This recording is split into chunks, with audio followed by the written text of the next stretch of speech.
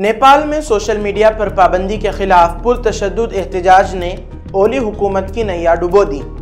पाबंदी का फैसला वापस लिए जाने के बावजूद केपी शर्मा ओली को वज़ीर आज़म के ओहदे से इस्तीफा देना पड़ा।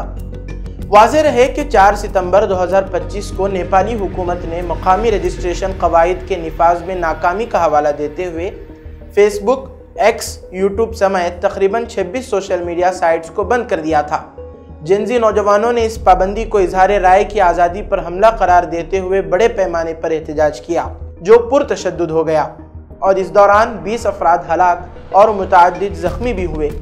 मौजूदा बहरान ने वाज़ेह कर दिया है कि नेपाल की नई नस्ल निज़ाम में शफ़ाफियत, इंसाफ और मुआशी इस्तेहकाम की मतलाशी है।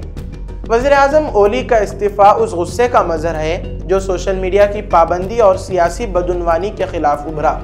नेपाल की हालिया सूरत हाल इस बात की गम्माज़ है कि सिर्फ जमहूरियत का क़याम काफ़ी नहीं, बल्कि सबको शामिल करने वाला निज़ाम, इंसाफ और बराबरी ही देरपा अमन की ज़मानत है।